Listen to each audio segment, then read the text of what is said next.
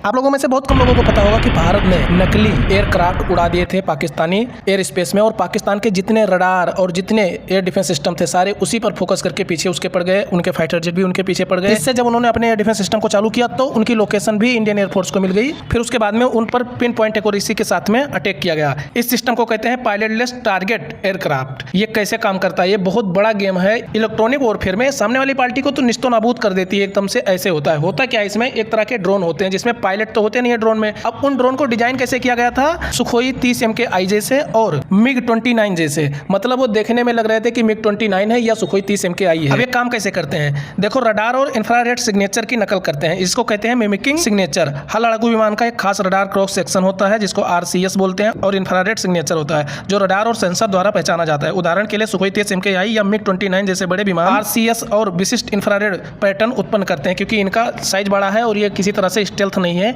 इस वजह से बहुत आसानी से पकड़े जाते हैं। अब क्या होता है कि इंडियन एयरफोर्स के ड्रोन को विशेष रूप से पेलोड को जैसे रडार और इंफ्रारेड एमिटर से लेस किया ताकि ये रडार पर सुखोई 30 या मिग 29 जैसे ही दिखे। इस टेक्निक को बोलते हैं सिग्नेचर आर्गुमेंटेशन। उदाहरण के लिए लक्ष्य ड्रोन को रडार क्रॉस सेक्शन बढ़ाने वाले उपकरण और इंफ्रारेड सिग्नल उत्पन्न करने वाले सिस्टम से लेस किया गया। मतलब एक ड्रोन पे क्या किया गया कि उस पे ऐसे सिस्टम लगा दिए गए जो रडार क्रॉस सेक्शन बढ़ा दे, यानी आसानी से पकड़ में आ जाए दुश्मन के रडार से। और इंफ्रारेड एमिनेटर लेंस लगा दिया गया ताकि इंफ्रारेड तरंगे आए और उसको पकड़ ले और उनको समझ में आ जाए कि बस सुखोई 30 को ही पकड़ा है, मिग 29 को ही पकड़ा है, मारो इस पे मिसाइल।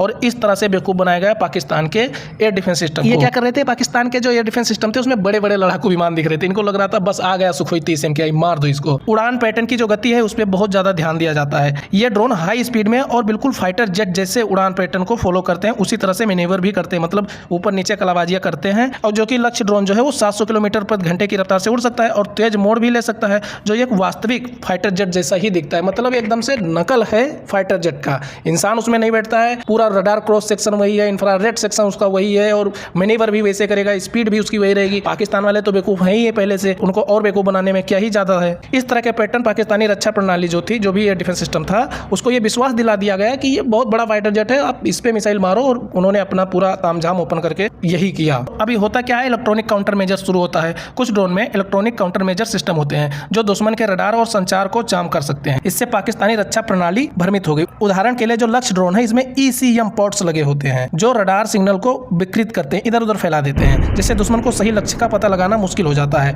मतलब उसको कभी दिखाता है कि यहाँ पे फाइटर जेट उड़ रहा है, कभी दिखाता है वहाँ पे दिख रहा है, इस तरह से बेवकूफ बनाता है। अब देखो, जो लक्ष्य ड्रोन है और बंसी जैसे ड्रोन की लागत वास्तविक लड़ाकू विमानों की तुलना में बहुत कम होती है और ये दोबारा से उपयोग भी किया जा सकता है, जिससे इन्हें बड़े पैमाने पर तैनात करना संभव होता है। ऑपरेशन में कई ड्रोन का उपयोग करके इंडियन एयरफोर्स ने एक बड़े विमान के हमले का भ्रम पैदा कर दिया पाकिस्तानियों के मन में, और उनको लगा बस बहुत सारे, तभी तो ये शहबाज शरीफ कह रहे थे 80 फाइटर जेट इंडिया लेकर आ गया था। उस 80 में से सिर्फ 8 फाइटर जेट रहे होंगे, बाकी 72 तो यही ड्रोन थे।